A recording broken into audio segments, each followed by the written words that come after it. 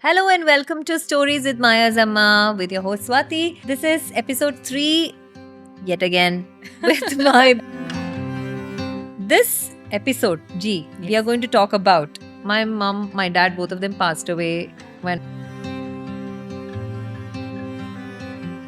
I would use the word obsessed. Okay. I was obsessed with my I'll tell you one kutti story here, okay? The husband, he found me on Instagram and he DM'd me that I think one top factor that I used to worry a lot about was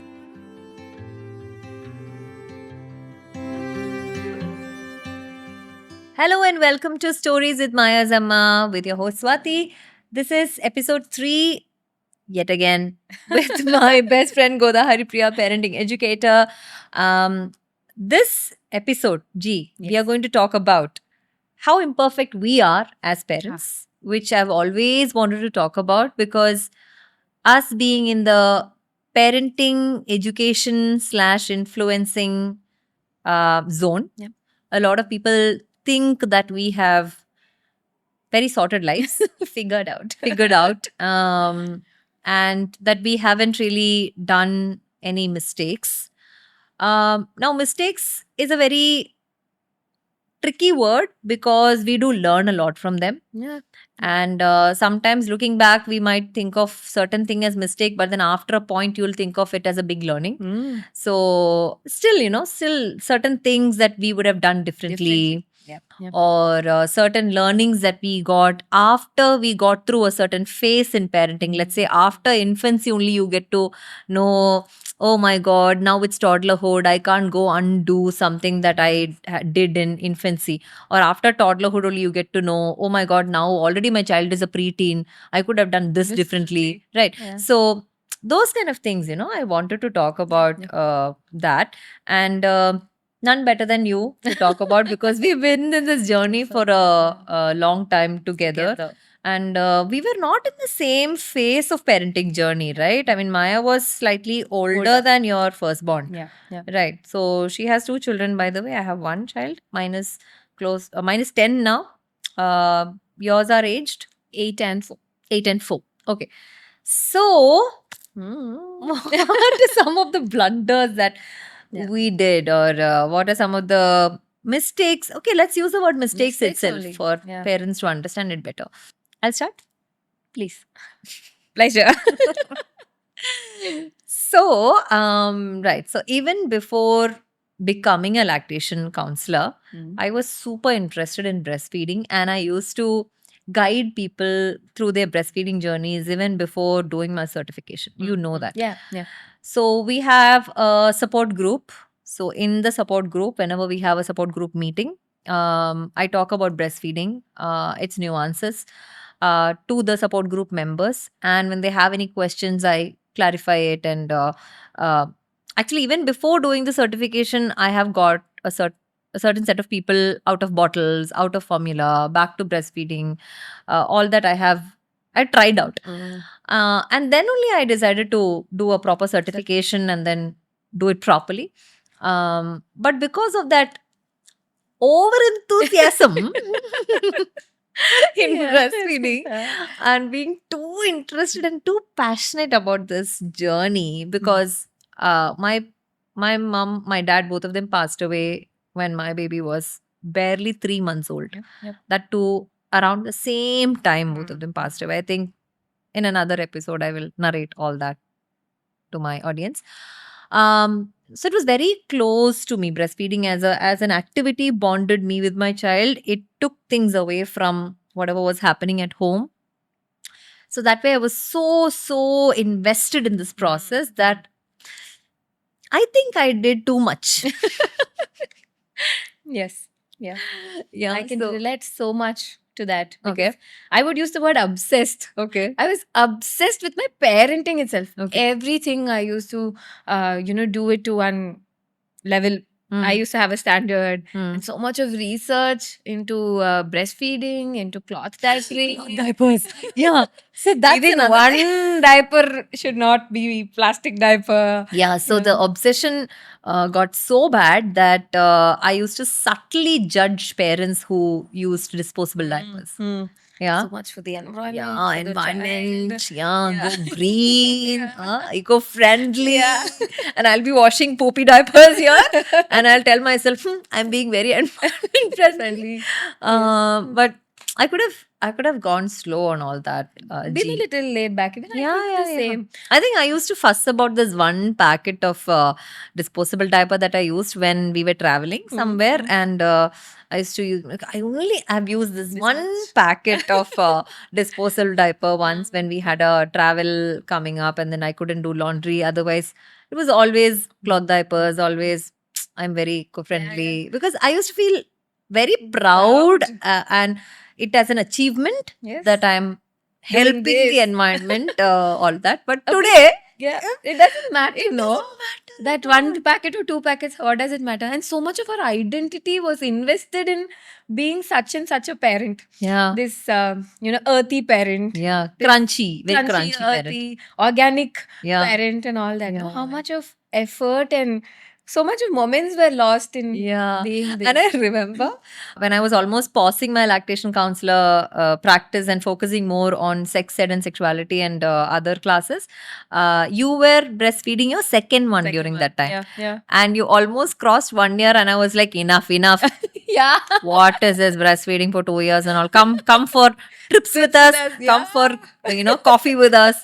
What is this breastfeeding is pushing you into your house all the time? You better come with us. I used to discourage. And I'll be like, oh my god, or LC is this how an LC should? And I remember us being such huge advocate and activists of breastfeeding minimum 2 years and then do it as long as the child demands and all of that. Yeah. So many things shifted. So now what I would say is, Yeah. please do whatever You want to exactly do how much ever brings you peace, and after that, just let See, go. if you're breastfeeding and if that's bringing you a lot of joy and peace, then do it. But once in a while, if you feel like taking a break, if you feel like giving a little bit of express breast milk or even formula for that matter, if the situation demands, I want you to give it without an ounce of guilt, ounce pun unintended. Especially when there are other influencers, educators telling you what all you need to be shameful about, don't listen to them. Yes. Please do what you feel like doing. It doesn't matter in the long run at all. Doesn't. And how much you've tried to save people? That savior complex we've had. I think that I really want to. you not do it. again. You do it. Do this. There's so much. Come learn. Do this way, that way. People were not even asking for advices many times. I'll tell you one kutti story. Here. Okay. So I was sitting in a restaurant, having soup all by myself. There was a couple next to me, and the woman was pregnant. Okay. I want to save. Okay. Now I have had no conversations with this couple. I don't know who they are. They don't know who I am. Okay. I mean, I was not an influencer during that time. So, but then I had this intense need to save them. Okay. And you know what I did? I told them, excuse me. Okay. And they were like, yeah, I have something to tell you. They're like, yes. So I'm part of this support group on Facebook called Breastfeeding Support for Indian Mothers. And it's a great resource for breastfeeding parents. Lots of information you'll get. And these information you need to collect during a pregnancy itself. Because once the baby is here, you might not get time. Which is a truth, which is a fact, okay, people? That is which is very true, because with that crying baby, no, you won't be able to sit for classes and read books and all. So then I asked them to get into the group and they're like, okay, we'll try, we'll see. Because I don't know them, right? And then I left. I left very happy. I think I posted it on Facebook or something during the time that, I went and advised one random couple. Anyway, then what happened after many, many, many years, I think after 3 or 4 years, the husband, he found me on Instagram and he DM'd me that I think you are the same person. We were sitting in a restaurant and he named that restaurant and I also remembered it.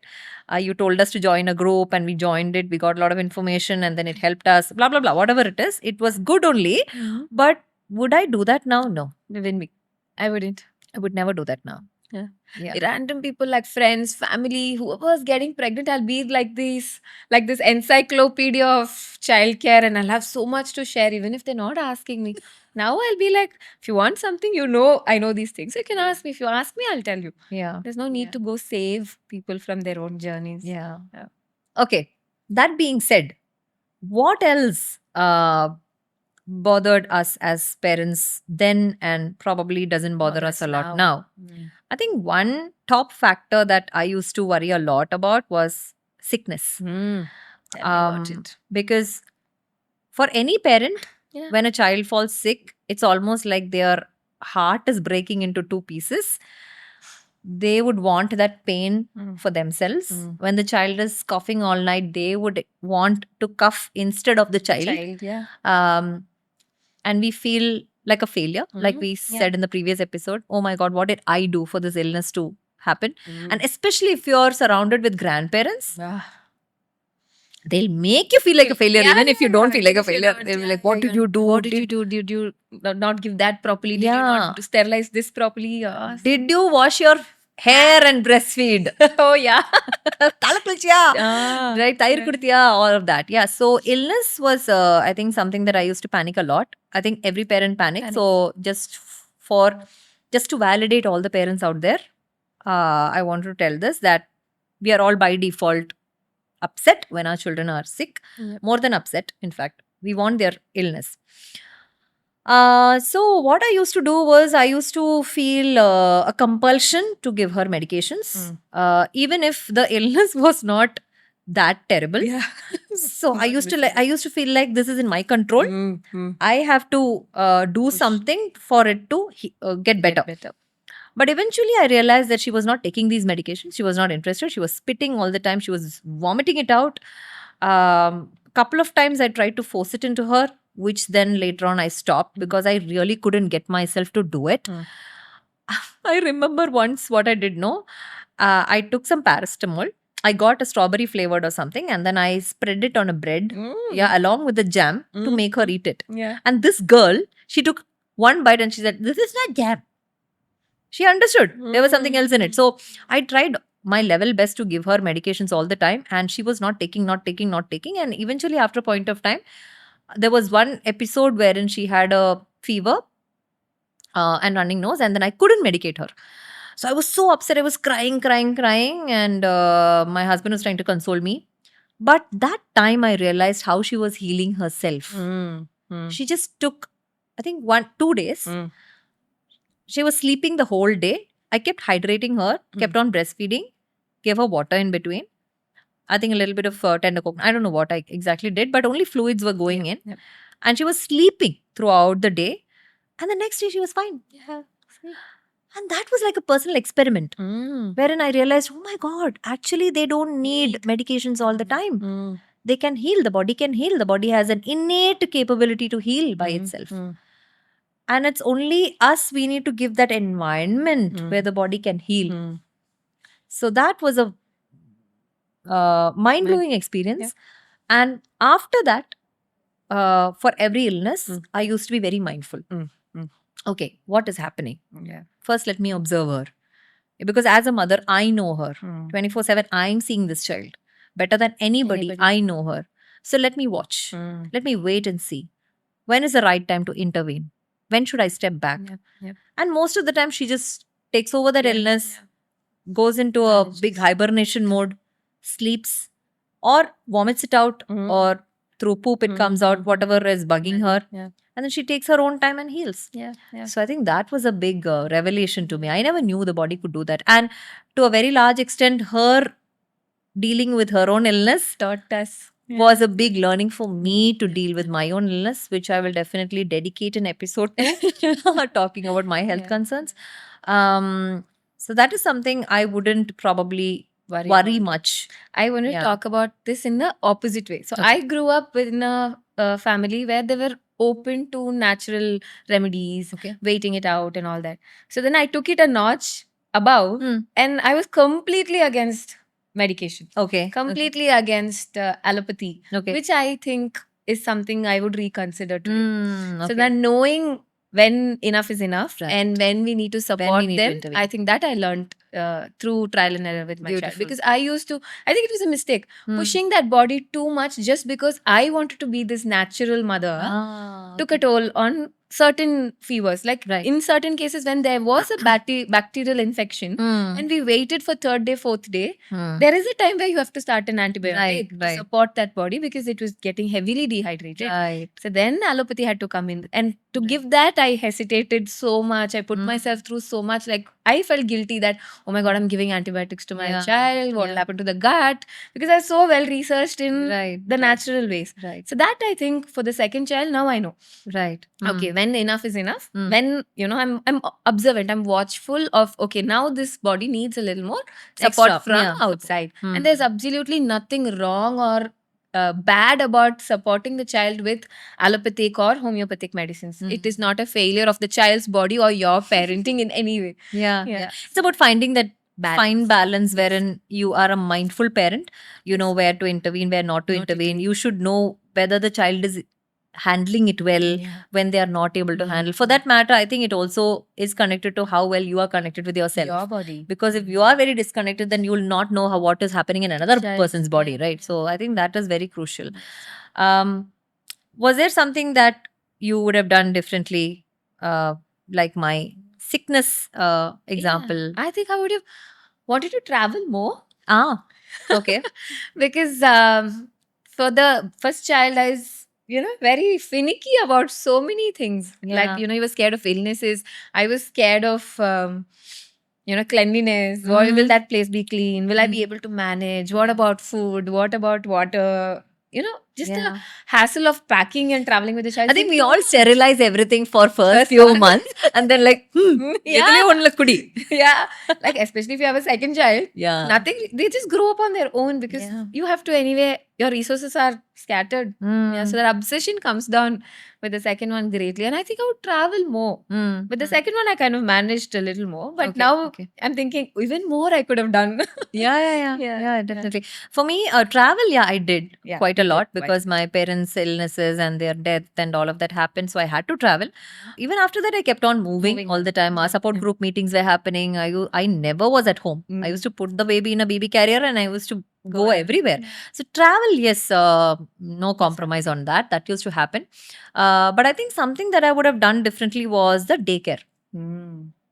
So I started off daycare when Maya was around 10, 11 months old for 1 hour a day, which is not too much. I know it was not pushing her also too much because she is immediately breastfed, put there, and after 1 hour she is picked. So from 1 hour we took it to 2 hours. Slowly in 3-4 months only we got it to 3 hours, 4 hours, and she was so happy there. And I taught baby wearing to all the ayahs and nannies, everybody there, and they were all putting her in baby carriers all the time for sleeping. They all knew about baby led weaning, so they all knew not to force her to eat or not to coax her into eating. No distraction. She was all by herself. So the place was good. The people were good. I talked to them whatever I had to, but I don't know if I would have had a second child, which I don't. Would I have done this? I'm not very sure. So everything was good only, and for that time, for that circumstance, because I was doing my lactation educator course that time, I needed that time to myself. So I did it because the circumstances asked me to do it, but I wouldn't say it as a mistake, but I might not do it. enter into a daycare sort of crash sort of scenario if at all I had another one. I don't know. Yeah, that's something I would have done differently. I think solids were also talking about baby led weaning. I think you have something to share about solids. I was so obsessed to another level that the child should eat on their own, because I found this new concept where the child is self-fed from a very, from the beginning, from 6 months, a child can eat. So for me, it was like an experiment. And I think I took it too far ahead that even if one meal somebody tried to offer something to the child out of affection, especially my in-laws and all, I think I would freak out. I would take it as like a personal attack on me and my ideology. Okay. And I would I've had such serious fights and conflicts with my mother-in-law about how could she do this, because my mother I can push Yeah. around because she's my mother. I can Yeah. be very firm and strict with her. But with my in-law, there's always this gap. So then they kind of want to do things for their grandchild. Yeah. Yeah. And him being, their favorite. Mm. Not favorite, but we were very close then. We were living in a joint family. So Yeah. that meant that gave them a lot of opportunity that they wanted to show affection. Yeah. Yeah. So that I blew out of proportion and all. But for the second one, Mm. she taught me like big life lessons, I think. So we tried baby-led weaning Mm. and she wouldn't eat. She wouldn't eat. Me being this obsessed baby-led weaning mother, she just That is wouldn't why eat you got that child. Yeah. Exactly. And she wouldn't eat. Mm. And after like 2 months, 3 months of her having little bits here and there and being cranky and me just breastfeeding, I figured it's not working. Then I started offering her, food in the traditional way. And then she used to eat and she used to be happy. Right. So then I'm like, oh shit. Okay, so this means this child is different. This child Yeah. likes to be fed for a certain period of time. And then she outgrew it. Like after like 1.5 years, she outgrew it and she eats on her own. But even now, today, she prefers to be fed. She sometimes asks, will you feed me? I don't feel like eating. And I don't feel bad or wrong about, like I'm spoiling the child. I'm doing something wrong. I don't feel that. I think in this kind of a scenario, we need to really consider the temperament of each child also, right? Which we might not otherwise, if we are just in a support group or if we are in some kind of influencers page, whatever, parenting class, whatever, no, the advice that we are getting, we need to always take it with a pinch of salt. So We cannot simply blame the educator also, because the educator will tell what worked for them or what works in a general scenario. They might not be able to tell about what works for your individual scenario. That you need to evaluate. You need to sit and collect all the information and then think, what works for my child? What works for my situation, my circumstance, the privileges that I have or the problems that I have. And you have to come to a solution by yourself. Your autonomy only plays out there. Right. So I think this is another area where a lot of parents get are confused. Yeah. They take it. They make it their identity. Hmm. Parenting becomes like a huge identity. Like Yeah. it's almost similar to what our parents did. Yeah. We're just doing it in a different way. Yeah. But still the core is still the same. We are still using our children to have an identity, to do things differently. Yeah. I'm a gentle parent. That tag also is dangerous. Yeah, according definitely. to We me. can't be 100% gentle. all the time. That doesn't mean we'll hit and trash our children. But a lot of parents also ask me, a lot of non-parents also ask me, so ma'am, does that mean you will never yell and shout? No way, I'll always yell. I'm always yelling. Yeah. I'm also a high energy parent. So I will yell. Yeah. I get angry. Yeah. I snap. Yeah. I get irritated. Yeah, definitely. Yeah, my Maya, face what are you changes. doing? That kind of thing How many happens. times do I have to tell you? Yeah. All of that happens even with me. But for the first one, first child, it was Never. not there. Never. Mm. And then I thought I'm cracking this parenting game. I'm so different from the other parents and the previous generation and all that. And then Sarah came. She's how do I describe her? I think maybe I learned all the lessons in the first time itself. Maybe that's why I didn't have. You didn't have a second one. Probably, yeah. For me, it was a gentle transition into being more real. So she is she's a very determined child. She is a very high energy child, very determined. It's her way or no way. Her way or no way child. So you be as gentle as you want to be. And nothing will budge. And I was living with this idea that if you're gentle and if you're connected, you can change your behaviors, you can change anything with the child. It's connection is the way. Okay. That's what I used to believe. And nothing was working with her. There's always tantruming, there's always screaming. Then I realized, I am not a gentle parent, because I used to have an emotional response to that. When there's constant yelling, I also used to have my breakdowns, my tantrums also used to come. Then that was a point when I realized, okay, I'm not a gentle parent actually. I was able to be gentle to the first child because he was that kind of a child. So there's nothing to do with me. So then I'm more, now the space that I hold is I'm real. Okay, I have emotions. I'm human. I'm also, I get angry just like you get angry. Yeah. So that does kind of ease things between me and her. When I stopped being this gentle parent and started being more of a real parent. I Mm. think both of us are, we have a beautiful equation. Yeah. Like she can get as angry as she wants. Mm. I can have an opinion about it. I can sometimes snap. I can sometimes yell, be upset. And she's absolutely okay with it. Mm. As long as we are both okay with it and Mm. real about it, I think it's working out just fine. That's nice. That's for me. I used to yell all the time. So நீயே அப்படி சொன்னா எப்படி?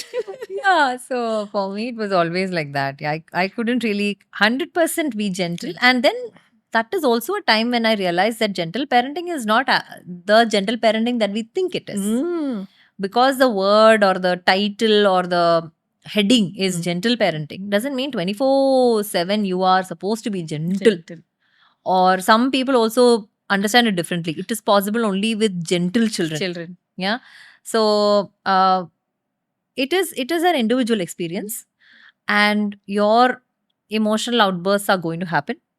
It is how you are bringing it out and how you are doing the repair and restoration that matters. After that. So it's not always gentle. So I think your course heading also changed in the course of time into realistic parenting. Yeah, more which real. I which talk is more about beautiful. Yeah, Yeah. more real things that happen. Yeah. How I yelled and things, were drifting Yeah. away, and then how I repaired. All of Because that's again another lesson that people need to learn. No, Goda, nobody teaches repair and restoration. that. Not even in adult relationships. Yeah. Leave alone with children. Yeah. Yeah. So for me, I think one other thing that I would have wanted to do was journaling. I used to write diary as a child. I think during my entire hostel life, I've done that. Then I stopped, but I should have done it during my, I don't know, My early initial postpartum and all. We might not have been able to do it. Yeah. But afterwards, I think I should have. Some important milestones. Yeah. Pictures of that. Yeah, How we felt. At I that didn't do time. any of that. I think that's a teeny weeny regret that I have. Okay. I should have made more memories. More, Is what yeah. I We were feel. making memories. We just didn't write them down. Or, Yeah, that's capture true. them. That's true. Yeah, Because that we had a support group, and through that we used to keep meeting each other, and to a large extent, our outdoor activities were happening. Yeah. We were not stuck at home like how many postpartum mothers do. Our bonding was going on. Yeah. Coffee dates were happening. Play dates were happening. We were organizing events and Events. programs. So yes, that side, no regrets at At all, all. because we just did So whatever nourishing. we Yeah, did. It yeah, was yeah. so Nourishing. nourishing. Yes, true. So, G, for us, we had our community, we had our support group meetings, and I think that did nourish us a lot, like you said. What do you think young postpartum mothers should know about nourishing themselves? I think they really need to spend some time. In the beginning, it might not be possible. In the beginning, few weeks, I think our entire focus. World is the baby. Baby. Yeah. But after a while, like after You have to go check if the baby's breathing and all. Yeah. Oh, how many times we've done that? Yeah. Such a beautiful baby. Is it Are you breathing? Yeah. So I think after a few weeks, Okay. 2 months, 3 months, slowly we can start spending some time with ourselves. Mm. If we don't do that, I think we kind of get lost in this entire role of being a parent. Yeah. So I think what makes us happy, Mm. small things that would have made us happy before we had our child, some hobbies or certain activities that we like doing, anything other than scrolling the phone. Yeah. Because we can get, again, very attached to our phones because Doom scrolling. Yeah. Because there's nothing much to do. We don't go out. So this is our outlet to the outside world. Yeah. So we kind of get to spend a lot of time on the phone. So Yeah. try doing that a little lesser. Yeah. Because it's only going to make you more anxious. The more time you Mm. spend on social media, on your phone, it's going to Yeah. make you more and more anxious about the things that you're not Yeah. doing. So lesser time on the research Yeah. and more time on actually doing things, doing things with your hands, with your body that you enjoy doing, going for a walk. So for me, it was reading, and I used to enjoy doing embroidery. So I Yeah. continued doing that. Right. So that gave me a lot of space within myself to Right. detach a little bit, from that child and feel like, okay, Goda is an individual, even if she's not a parent. So even if I'm not being a good parent sometimes, I'm okay. I'm like, yeah, okay, I'll fail. You're still living your sometimes. life on the I'm month. still- yeah. Yeah. That was very That's important. nice. I think we need to do an entire different episode on the evils of social media. Yeah. Who else to talk about Yeah. it than the both of us? Correct. Yeah. That being said, Carl Jung has actually spoken about this. He has said that the greatest burden of a child is the unlived life of a parent. Up. which is hard hitting for So us true. also, Yeah. because many a times we also think, our parents could have done things differently. Mm. They could have traveled more. They could have had a happier life. Why Ah. didn't they enjoy? Is that why they are putting Putting, all yeah. this onto our Yeah, shoulders? they're living their life through Through us. us. Yeah. So I think we shouldn't do the same mistake for our children. We need to live our lives. I think our children need to see us not always happy, but at least mostly as a sane, Yeah, yeah. sensible person who's living their life. Yeah. And I think our children need to see us as imperfect parents. Parents. Yeah, I Yeah. always say this. Uh, Imperfect, relaxed women. relaxed women. Yeah. So Yeah. important. Yeah. So, with that, I think we'll conclude today's episode. I think there's been a lot for young parents to think through. And we would like to remind you that these are not really mistakes, Yeah. because in the Bigger bigger picture, when you zoom out and then look at the whole story, how it has unfolded, it was just meant to be like this. Yes. So there is no deep regret or big No. regrets or anything, but these But were all these are learning. important pointers for people who are listening so that Yeah. they don't do the same thing. They might not be Exactly. compelled to do the same thing. Exactly. I think even to 1%, if it is helping you be a more relaxed parent, I think that work done. Job done. Job done. Yeah. So thank you, G, Thank for you. yet another beautiful conversation. I will see you all in the upcoming episodes with mind blowing, fun interactions and learning and unlearning about all these topics.